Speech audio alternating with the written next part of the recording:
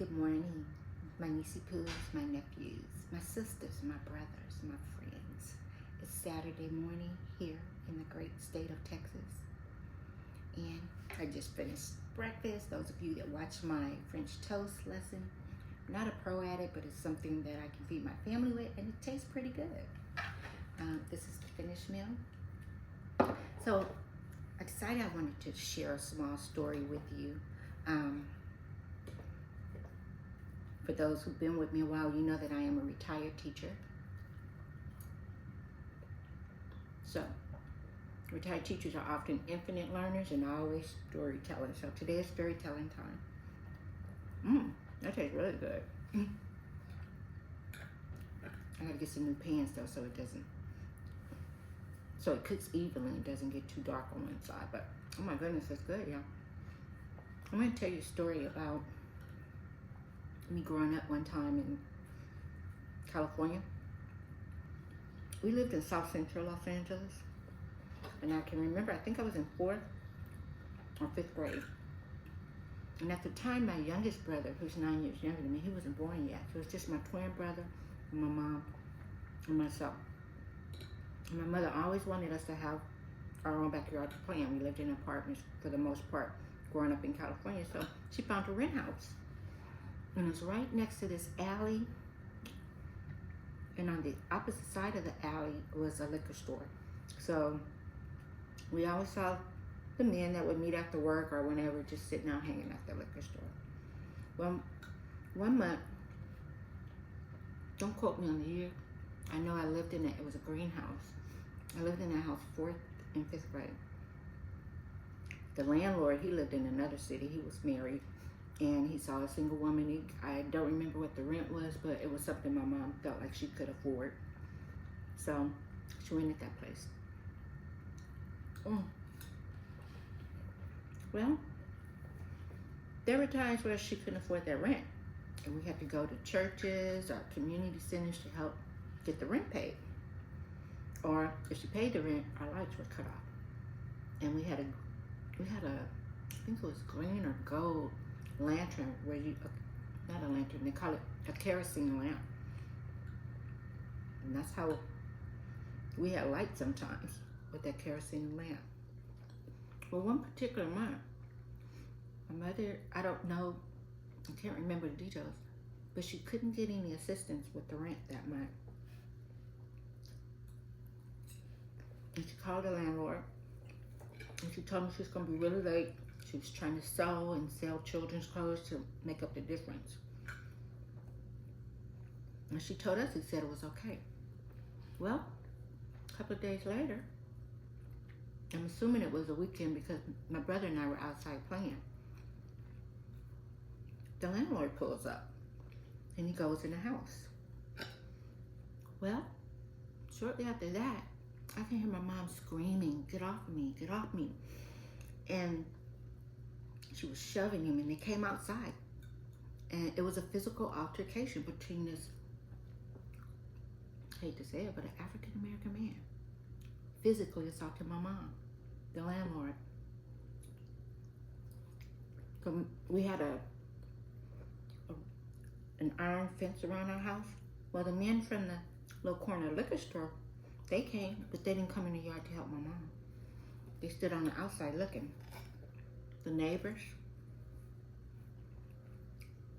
It was a whole audience alongside that fence watching this man beat up on my mom.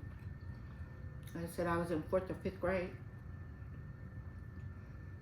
I ran inside. My mother had this big military knife that she had from her ex-husband. She was only married to him 6 months. I can tell you that story another time. Well, she kept that because we didn't have a gun. And I went and got that knife. Delante was trying to jump on the landlord's back, but that was my twin brother's name, Delante. But 10 years old, I mean, how much strength does he have? No one was helping us. That's the point of my story. This woman that we love, our mother, who had done everything to take care of us and teach us and protect us, was being assaulted. And not a single person, and I didn't count them because I was a little girl, but there were at least 10 or 12 people lined up watching the fight, watching this man jump up on my mom. So my little butt I got my mom's knife, and I ran outside, and I jumped on he had my mom on the ground, and he was choking her. And I came up behind this man, and this is a story I haven't shared with anybody because it was so painful, y'all. I took that knife, and I was stabbing this man in his back. And my brother was screaming, "Get off my mom, get off my mom." I'm assuming this went on, I don't know, but it seemed like forever. And somebody finally called the cops. But mind you, not one person came in to help my mother and my brother and stop this man from jumping on my mom. And the sun was up when it all started. So I don't know what happened. I don't know, I can't remember if he left or what. But the police came and they separated us. They separated my mom, put her in one car, they put my twin brother in another car, and they put me in a car. And God is my witness. 9, 10 years old in the back of a police car. After watching my mother get beat by a man. They took us downtown to the Los Angeles Police Department and put us in separate rooms. Well, when it's all over, they let us go. And I heard the detectives talking, and said they all said the same thing. They're telling the truth. They were defending their mom. And they let us go. But I think about how God protected us. Because those people, those officers, they could have not believed us. But they knew by separating us, and we were all saying the same thing of what had transpired, that we were being truthful. So that's why it's important to make sure we have honest people working in service. The lesson that I wanted to share with you is something you love so much as your mother. I forgot I had a little note. You equate that, it symbolizes something else that we love so much. And when I share stories with you, sometimes they will be allegories, or I'll share stories that are parables. Look those words up. But they're very intentional because I'm always teaching and sharing. If you get time, I want you to go back and look at and listen to my story before this, and pay attention to the message that I'm sharing with you. But the message in this one is something you love so much that you want to protect, and you will hope others will protect you. You can't wait on anybody else to come help you. All those grown people and children in the neighborhood, not one person entered that gate to come save us. Sometimes you got to do it yourself. And that's what we did. And I can honestly say I feel a sense of relief, because like I said, I've never shared that story. My children don't even know that story.